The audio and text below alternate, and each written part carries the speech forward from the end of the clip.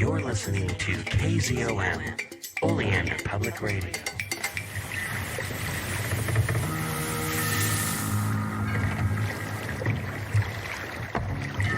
Welcome to Innsmouth, stranger.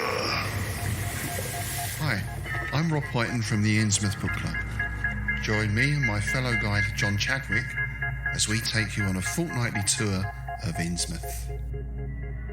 We visit places such as the Picture House, the Library and Innsmouth Museum to discuss all aspects of weird fiction, whether it be book, film, music, TV or art.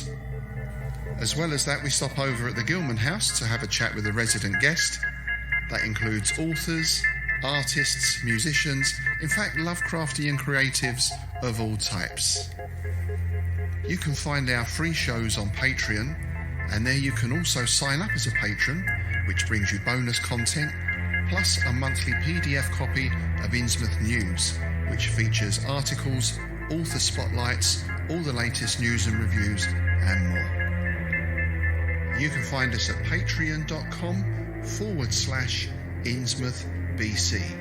We hope to see you soon, because remember, Innsmouth isn't just a place, it's a state of mind.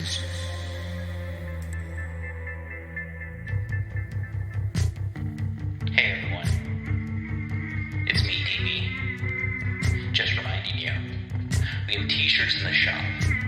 Just go to pgttcm.com, check out all of our cool t-shirts and stickers. Heck, we even got some shelf curtains in there. Keep clean, look cool, have cool stickers to put on stuff. Join us on Patreon, get a free sticker. Or don't. It's up to you. This episode is brought to you by California Tea House. California Tea House is a family-owned tea store where you can find some of the world's best loose-leaf tea and organic herbal tea blends. Like a fine wine, there is no comparison between fine loose-leaf and common broken-leaf tea bags. So, check them out. Check them out. They have quite a bit of pretty awesome tea collections. I'm a huge fan of their white teas. They have a tea club that you can join, but, they've got green tea, black tea, white tea, oolong, that Robios and herbal tea. They've also got teaware. So check out California Tea House in the show notes. You're listening to KZOM, Oleander Public Radio.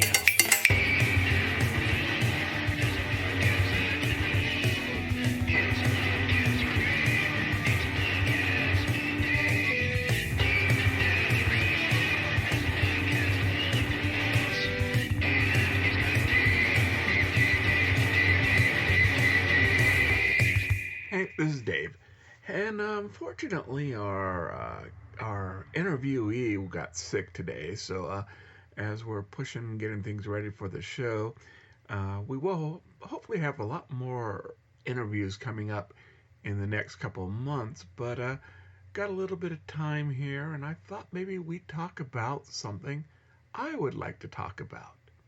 I know, it's always me, never you.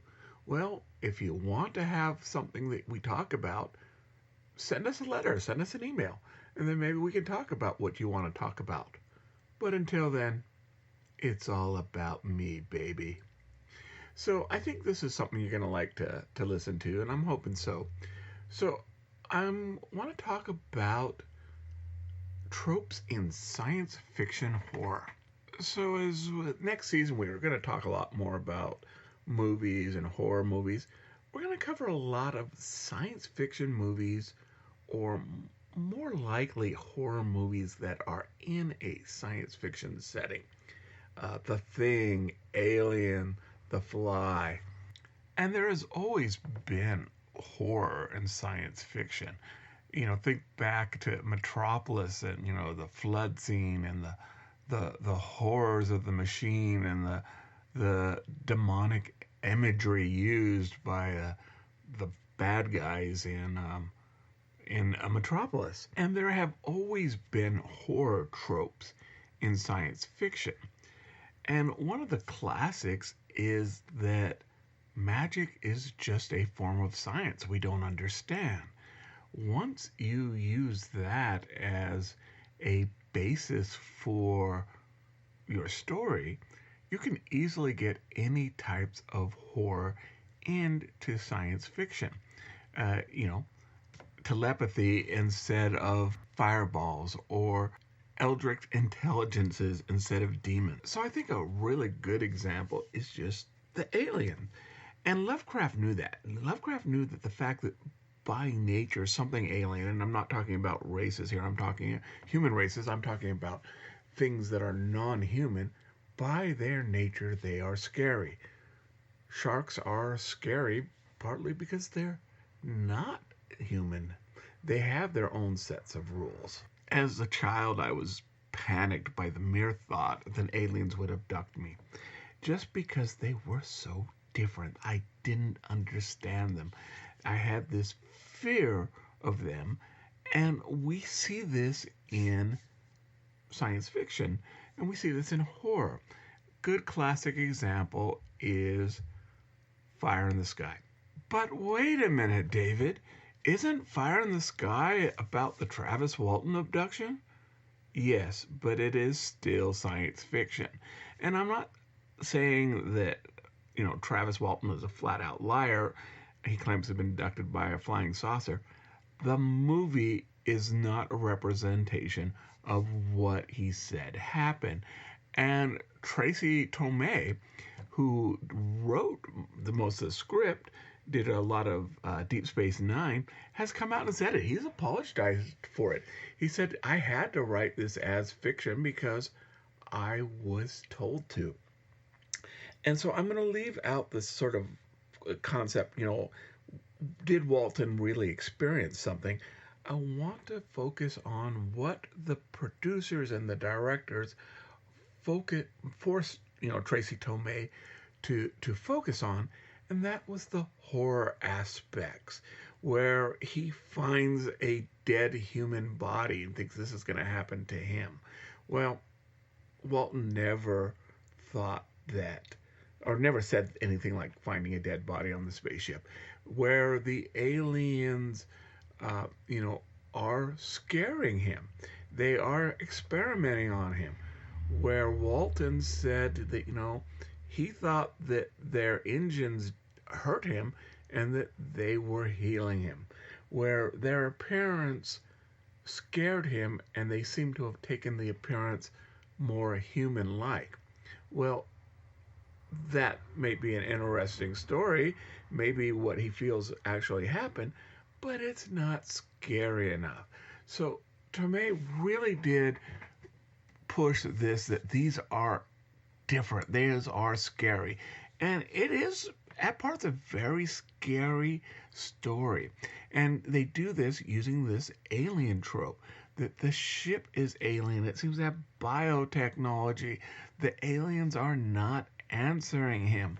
And the subplot, sort of like Jaws has subplots of the sheriff and the people in the town not believing him, are secondary. That's sort of a secondary trope, is questioning your reality. And I think that, again, it is fiction. It's not a perfect movie, but it's not bad. It's not meant to be what Walton said he saw, but I think it's scary in the right places. More traditional alien abduction, or more traditional horror and alien abduction, we see in August Derleth's Ipecac stories. These are basically where this extraterrestrial entity lifts up these human beings and basically takes them out into outer space.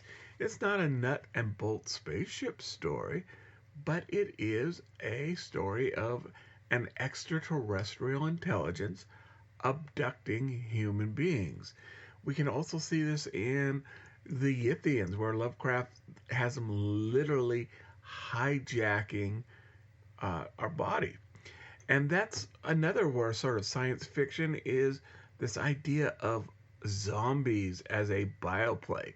I talked a little bit earlier, a couple months ago, how it wasn't really into Romero that movie zombies were this aspect of science, this byproduct of science, and radiation or chemicals, and that before it was magic.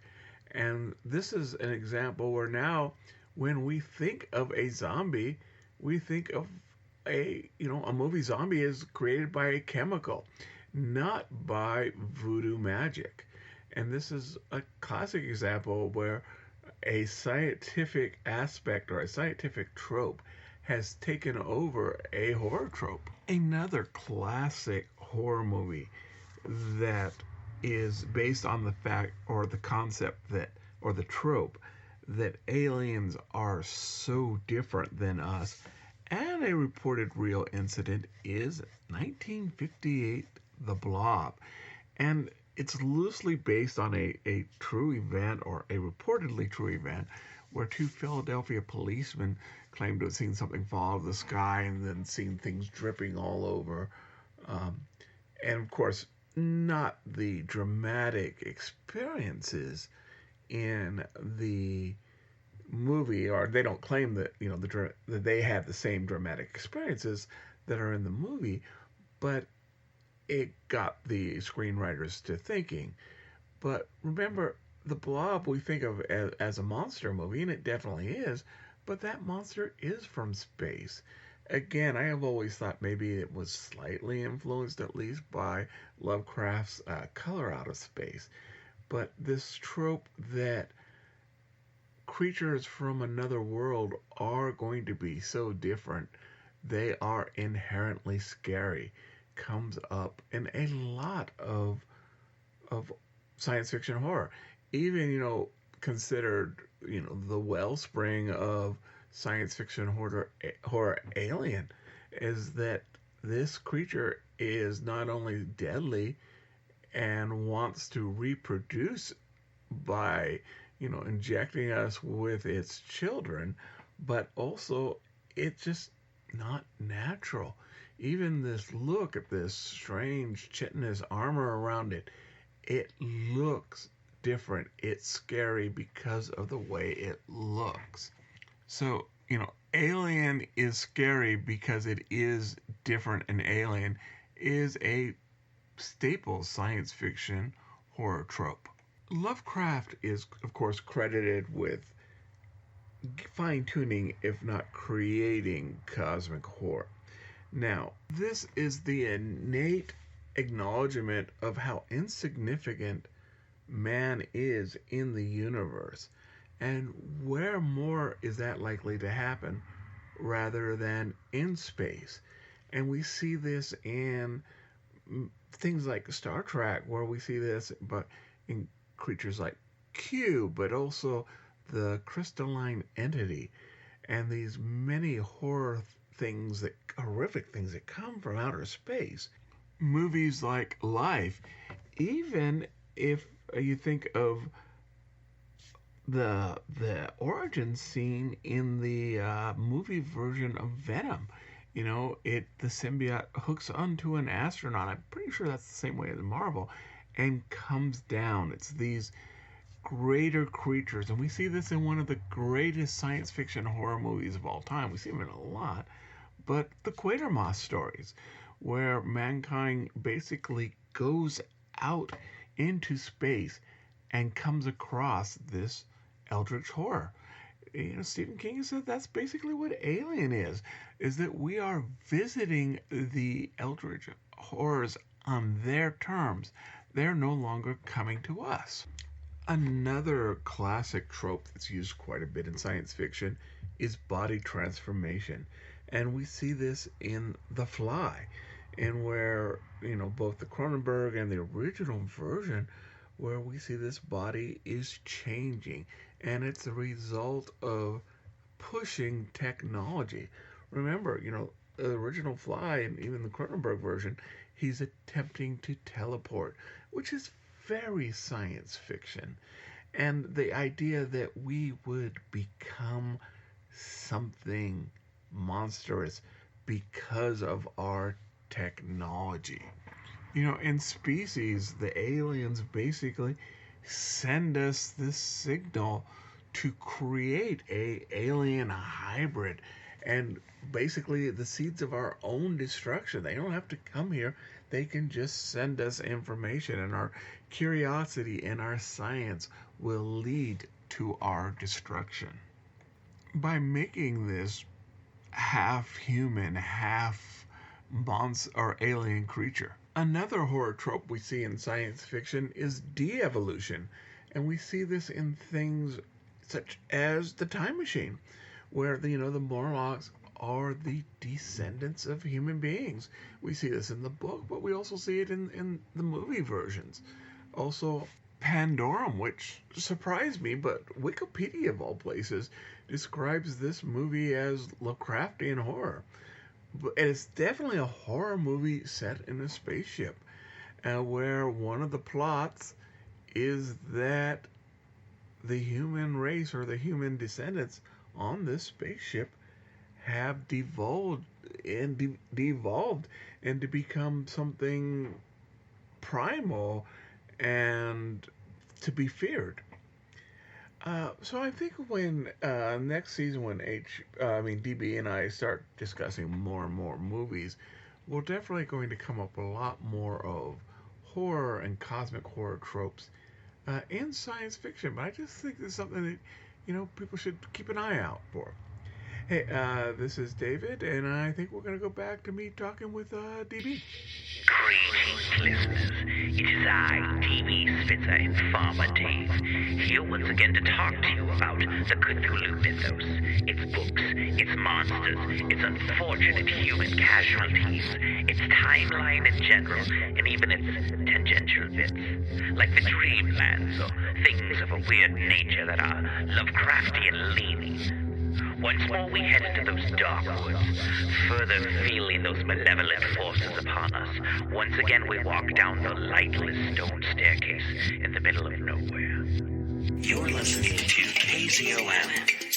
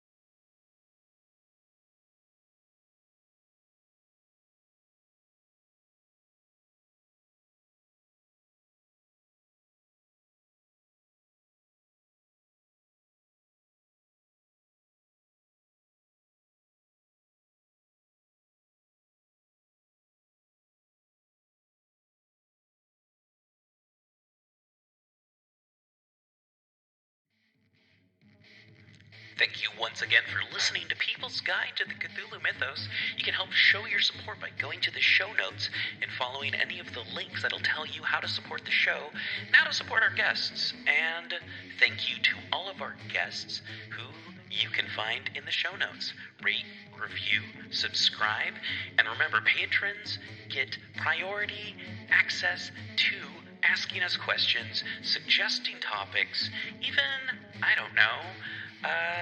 submitting stuff.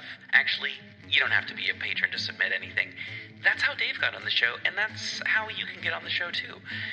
It's the People's Guide to the Cthulhu Mythos. Rate, review, subscribe, tell your friends. Thank you for listening. Back to the show.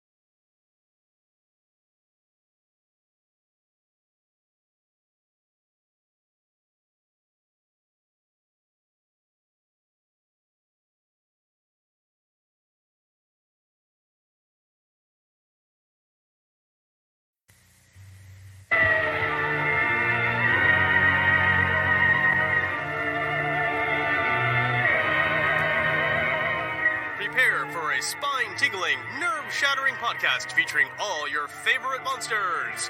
You won't believe your ears when you listen to Monster Kid Radio.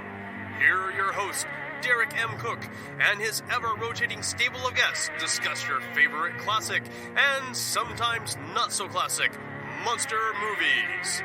Subscribe to Monster Kid Radio through iTunes or Stitcher, or visit MonsterKidRadio.net before the next weekly episode of Monster Kid Radio. Go through the archives for interviews with Sarah Karloff, Victoria Price, and Joel Hodgson. Listen to discussions about movies like Creature from the Black Lagoon, Island of Terror, and King Kong. And don't forget convention coverage from Monster Bash and the H.P. Lovecraft Film Festival. Classic monsters, modern talk, and the head of Rondo Hatton. Only on Monster Kid Radio.